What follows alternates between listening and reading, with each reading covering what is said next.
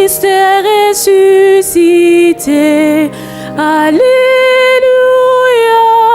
Alléluia. Christ a vaincu la mort. Alléluia, Alléluia.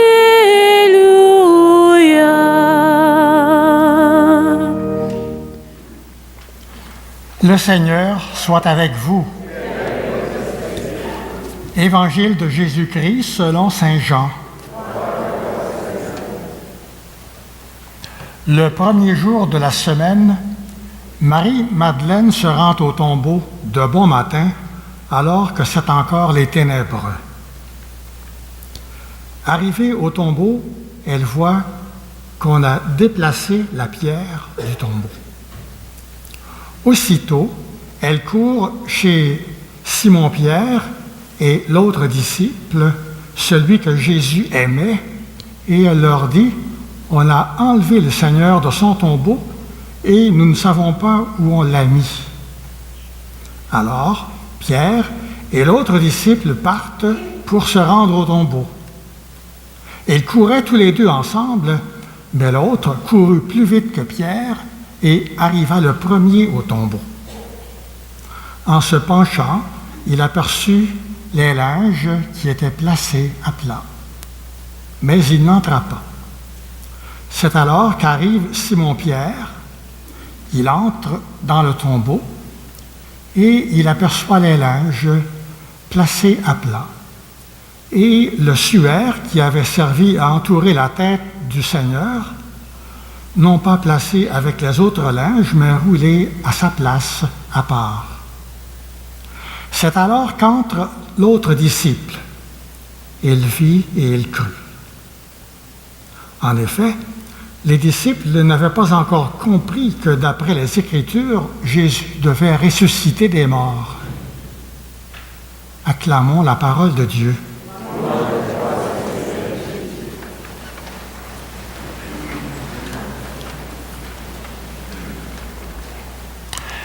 Mes amis, s'il y a un miracle le matin de Pâques, c'est bien que nous soyons ici. Nous qui n'avons pas vu ni entendu Jésus ressuscité. Et nous sommes ici, tout joyeux, pour fêter la résurrection, fêter le sens profond de notre foi. Si Jésus n'est pas ressuscité, qu'est-ce que nous faisons ici? Et nous croyons que Jésus est ressuscité. Nous sommes comme les premiers disciples. Nous ne l'avons pas vu le matin de Pâques. Qu'est-ce qu'on voit dans le tombeau? On voit la pierre qui était roulée, évidemment, on ne sait trop comment. Cette pierre qui était très grande. On voit des linges qui sont placés là, bien en ordre. S'il y en a un qui brille par son absence, c'est bien Jésus lui-même. Il n'y a pas de récit de la résurrection, il n'est pas là. Jésus est absent. Jésus est absent. Et pourtant, depuis 20 siècles, des millions de personnes y ont cru et y croient qu'il est vivant. Comment est-ce que ça peut se faire? Moi, j'ai été professeur de géographie déjà. Je me souviens que j'enseignais qu'au nord du Québec, à un moment donné, il est tombé un grand météorite qui a créé un lac, un cratère de 10 ou 15 kilomètres de grandeur. Un événement important laisse des traces. Il y a des étudiants qui me demandaient si j'étais là quand c'est arrivé. Non, ça fait peut-être 10 000 ans, quand même, laisse-moi une chance. Mais quand même, nous croyons qu'il y a eu un météorite qui est tombé, parce que quand nous avons eu des satellites pour voir de haut, on dit c'est différent de tout le reste. C'est un lac qui a été causé par la chute d'un météorite. Il est rond. Tous les autres lacs se travers, les rivières et tout selon le relief. Le lac est rond, créé par un météorite. Mais la résurrection, c'est un événement important qui a laissé des suites, qui a laissé des traces. Les traces, ce n'est pas des preuves. Les linges posés là, bien en ordre, ça peut être, oui, un signe important qu'on amènerait en cours pour dire, si on avait volé le corps du Seigneur, on serait parti avec les linges. On n'aurait pas pris la peine de bien les placer, là. Hein? En tout cas, nous ne pouvons pas prouver que Jésus est ressuscité. Et pourtant, nous le croyons.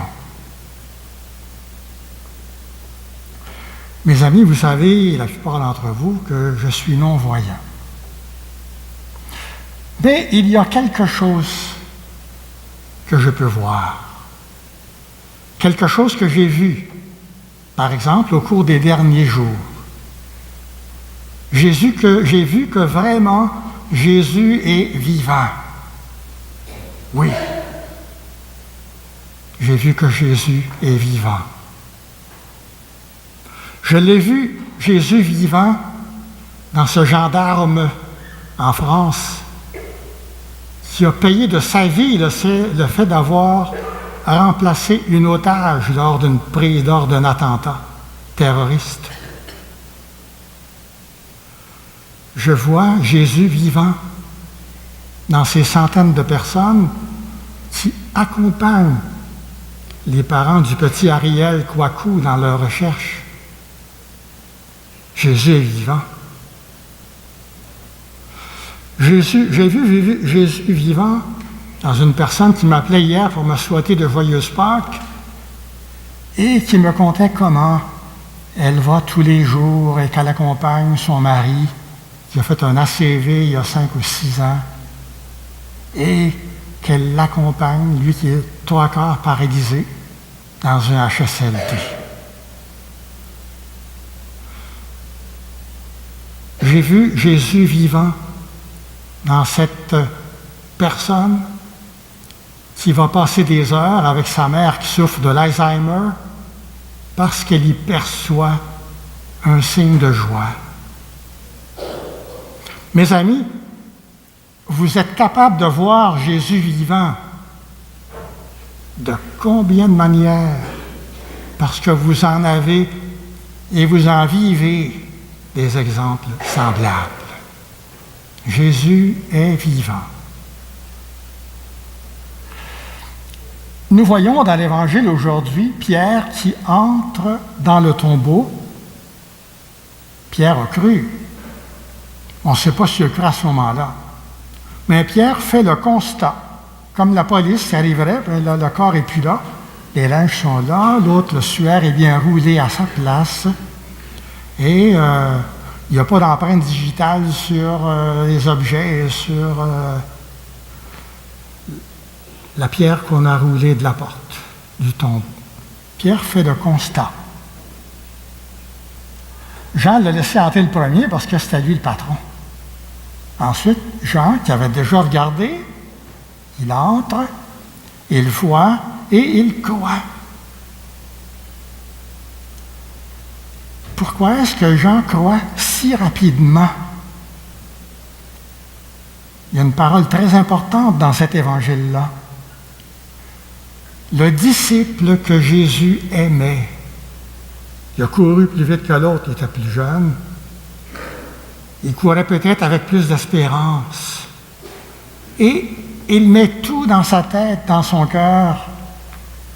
Il dit, c'est vrai. Il vit et il crut.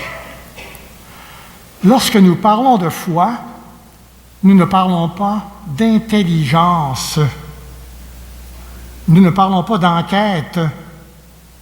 Nous parlons de cœur. La foi s'adresse à notre cœur. Et ça ne veut pas dire que ce n'est pas vrai parce que nous avons un cœur autant que nous avons une intelligence. La foi s'adresse au cœur. Et pour comprendre Jésus, pour aimer Jésus et pour croire qu'il est ressuscité, il faut l'aimer.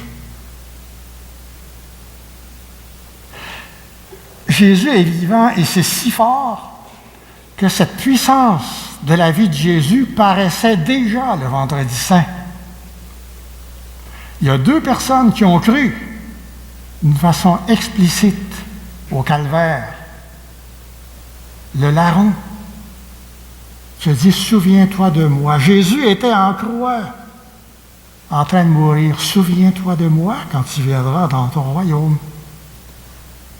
Et le centurion, un Romain prétendument incroyant, qui dit vraiment cet homme était le Fils de Dieu.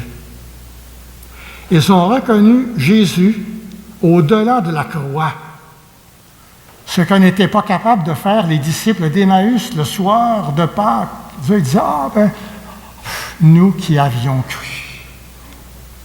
La foi, c'est une grâce. La foi, c'est une grâce d'amour. Et elle sauve le monde, la résurrection de Jésus, depuis que le monde est monde, même avant qu'elle se soit produite il y a 2000 ans. La puissance de la vie est à l'œuvre depuis que Dieu est Dieu et que le monde est monde. Ils ne comprirent pas, ils ne comprenaient pas que d'après les Écritures, Jésus devait ressusciter. Peut-être que c'est parce qu'ils avaient vu ce qu'ils pensaient être des résurrections. Le fils de la veuve de Naïm, que Jésus a ramené des morts, et leur ami Lazare, quelques jours avant. Et peut-être que les disciples se disaient, ça ne nous intéresse pas tellement, parce que ces pauvres personnes vont devoir remourir. Alors que la résurrection, c'est pas ça. La résurrection, c'est ne plus jamais mourir. C'est vivre pour toujours. Mes amis, la pierre est roulée. La pierre était grande, d'après l'évangile de saint Marc. Elle est roulée. Elle ne bouge plus la porte. Qu'est-ce que ça veut dire pour nous? Ça veut dire que nous sommes libres de choisir de quel côté nous voulons être. Pâques, c'est le jour où le Seigneur nous dit « Je suis du côté de la vie. Je te laisse libre de rester du côté de la mort. » Je suis du côté de la joie. Tu peux rester du côté de la tristesse. Hein? Tu peux croire que Jésus est mort ou croire que Jésus est ressuscité. Mes amis, de quel côté nous mettons-nous? Il y a des fois, je pense qu'on va faire des petits tours en dedans. Puis Jésus est toujours là pour nous faire sortir parce que la force de la vie est celle qui est la plus forte. La force de l'amour, parce que Jésus est mort et ressuscité par amour pour nous, c'est plus fort que toutes les forces de haine, de violence, de désespoir, de désespérance. Pâques, c'est la force de l'amour. Pâques, c'est la force de la vie. Et Jésus nous entraîne à sa suite. Oui, ce jour que fit le Seigneur est un jour de joie. Alléluia.